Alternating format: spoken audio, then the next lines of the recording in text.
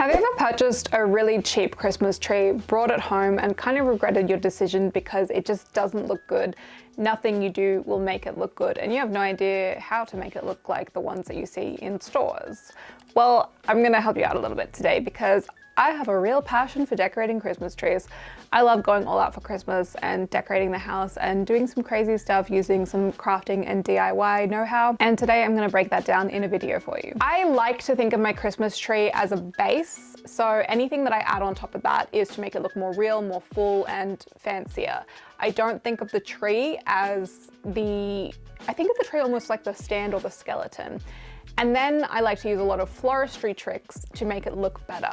And when you think about it, dressing a tree is a lot closer to styling a bouquet or a floral arrangement than it is to painting a mural or sewing a dress or any other sort of craft thing that you might be doing. Let's try and take your Christmas tree from this to this. So the number one step when it comes to purchasing an artificial Christmas tree, particularly a cheap one that maybe doesn't have a lot of tips, is to fluff it properly. A lot of people talk about fluffing trees and a lot of people don't do it right. The best way that I've found to do it is to fluff the branches out in a star formation and then to go to the very back branches that you see right near the wires that will lead to the trunk and actually push those back. This helps cover the trunk a little bit and creates a bit of visual confusion so that that odd bare metal trunk with the pine needles wrapped around it doesn't look so artificial.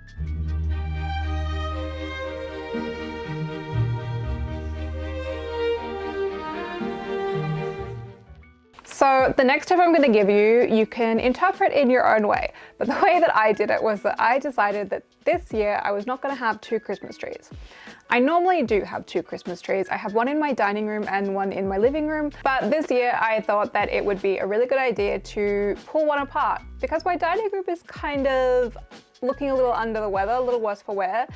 Our dining table currently houses circular saws, so we're not using it right now. So what I did was I took a $49 tree that I had purchased on sale a few years ago from Kmart, which is a pretty cheap store here in Australia for homewares and other random goods, and I decided to rip it apart and use all of the branches as picks. Unfortunately for me, these weren't just the simple branches that you can like push into the base of the tree. These were the ones that are screwed in. So I had to get some bolt cutters and really tear them out. But when I finally did, I started wiggling the branches around to fluff them and I was able to pretty easily insert them into my Christmas tree. One of the tips that I will give you if you choose to do this, by the way, you can use floristry picks, like things that are meant for this, or Christmas picks. To get the same effect. You can buy a bunch that look like pine, you can buy some that are more fancy, and this will help create fullness in your tree. But one of the tips that I really like that I picked up from consuming a lot of interior decor content is to wiggle your picks and kind of make them look a little odd because that looks more natural. And ultimately, I think that that gave my tree a much better silhouette.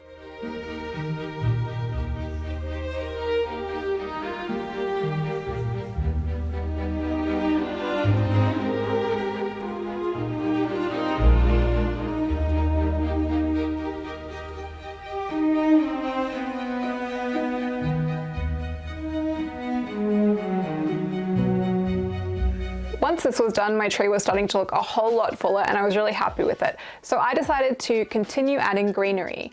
I created some moss balls using artificial moss, PVA glue, and some styrofoam balls that I normally use to make other Christmas baubles.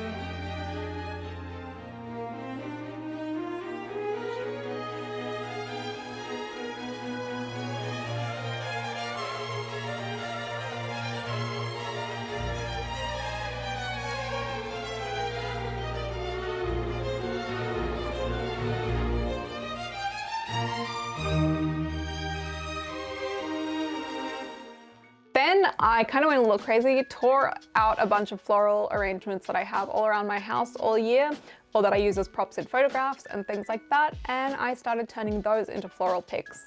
What I did was I took some pipe cleaners that I had in my crafting stash, I took them outside, I spray painted them with this green camouflage color that is a very flat green and is designed to blend into other greenery, and I used that to wire the picks into the tree.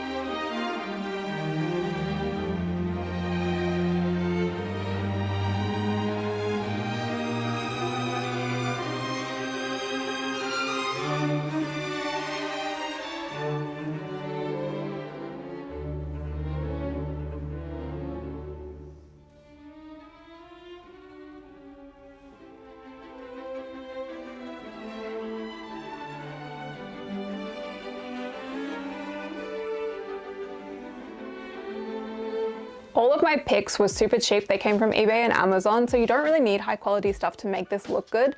But if you do have the ability to get super high quality, beautiful silk picks or artificial greenery, then absolutely do that. It's gonna look fabulous. I'm also a really big fan of foraging for greenery. I found a really lovely Banksia seed pod on my daily walk, which I don't get because there aren't any Banksias on my daily walk. So I don't know where this one came from, but I was thinking, oh my God, Banksia seed pods would be so nice, particularly for an Australian Christmas tree.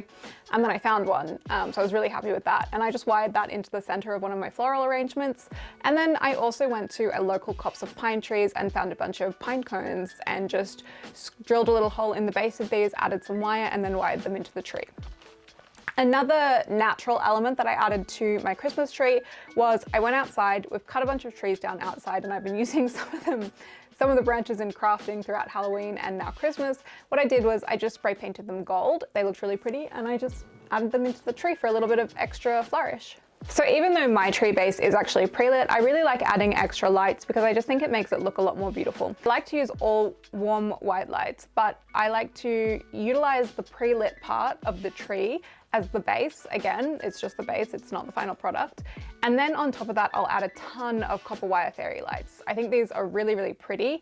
And the cool thing about them is that the bulbs are so much smaller than the original tree lights that you get this really beautiful dimension where you get some smaller lights that emanate this really pretty glow and some bigger lights. And then on top of that, I'll add candles like this, which is an even bigger bulb. I was a really big fan of adding all of this greenery and these like floral greenery elements because I felt that they added a really beautiful flourish to the silhouette of my tree. It made things look a lot fancier, and I'm looking at it now and I'm just kind of thinking like where the ferns are kind of flipping out and curling out, it just looks really pretty. It adds so much depth to the tree, so much dimension, and makes it look a lot more real, a lot more full, and like a lot more thought and care has gone into it.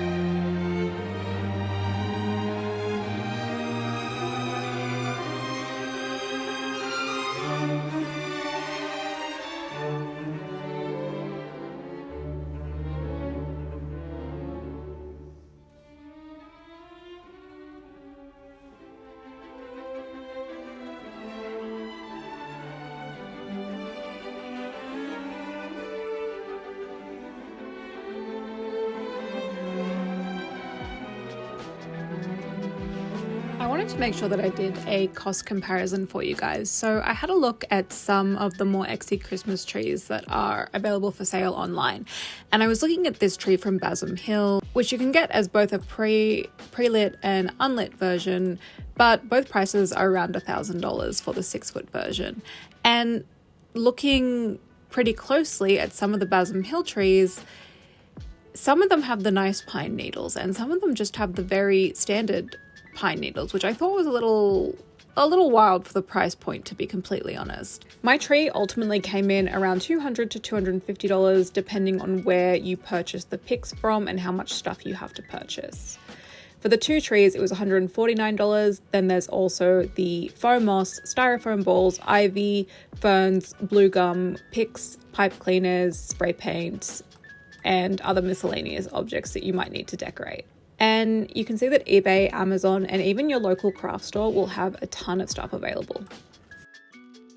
Another tip that I think is really important is to cover your tree trunk base. Those tree stands, they just don't look good. They just don't. They never will. They're really handy. They're handy for so many things, not just Christmas. You can also use them in Halloween decor. I've seen some really great hacks of how to use tree stands or make your own tree stands. And for their purpose, which is holding the tree upright, getting it level, etc., they're fantastic. But I would recommend getting a tree skirt or a tree collar. I made my tree collar this year. I just cut it out of some cardboard, and I used a tape measure that I normally use in sewing, as well as a pen to mark out about 3/4 of a circle. That circle had an exterior perimeter of 20 inches and an interior cutout perimeter of 10 inches. So it's 10 inches tall, and it fits around my tree really nicely. Covers up that hideous base and also a little bit of that kind of odd looking tree trunk.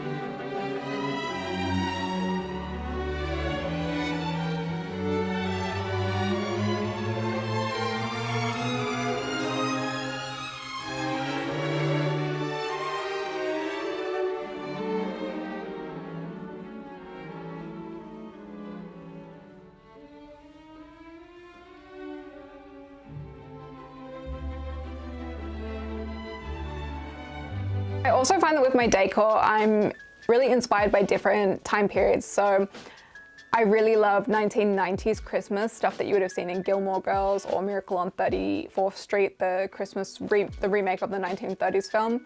I think that there's a really beautiful richness to the decor that was used in those films, and I like to try and put that in my Christmas tree. Victorian and Tudoresque kind of decor are something that I also really love.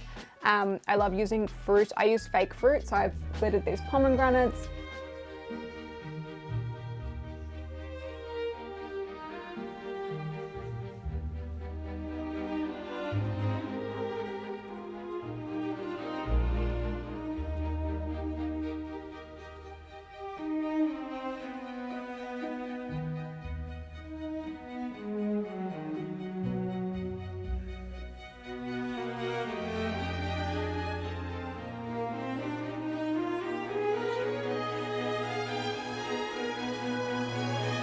Fruit, natural elements like little mushrooms that I make out of polymer clay, obviously all of the greenery that I put in, and then jewel tones. I think jewel tones are really beautiful. I like a base of red, white, green, silver, the traditional Christmas colors, and then a little bit of these beautiful jewel tones. I've got a lot of purple in this tree, some deep crimson. I'm looking for blue, but I can't find it, so I might have to make it. And I'm definitely gonna do a few videos on making my own ornaments and maybe even my own tree topper, because I like to make elaborate peacocks for tree toppers. And I'm trying to get better at it. Another big tip that I will give you when it comes to these sort of base baubles, cut this hanging string off and thread a pipe cleaner through this loop. Thread a bunch of these baubles that are more plain and round in shape. They can be fancy and glass, glittery, patterned, etc. But they have to be this ball shape or one of the more basic Christmas tree shapes, like a teardrop ornament or something like that. Wind them together with the pipe cleaner and then use the pipe cleaner to attach them to the branches. Again, probably a good idea to get that camouflage green spray paint so you can spray paint your pipe cleaners or wires, or use green or brown floristry wire. That's also a really good option. This gives you so much more control with how you actually get the baubles to look on the tree. You can move them around more, you can have them coming out from the branches more, you can get them in the position that you really wanted them in. I'm a big fan of just using wire, floristry wire and pipe cleaners to decorate my tree. I mean, not using those as the decorations, using those as the ties for the decorations.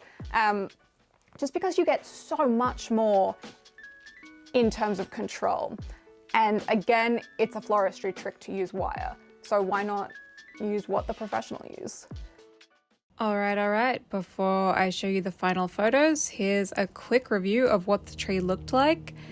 And now let's see what it's looking like in its final form.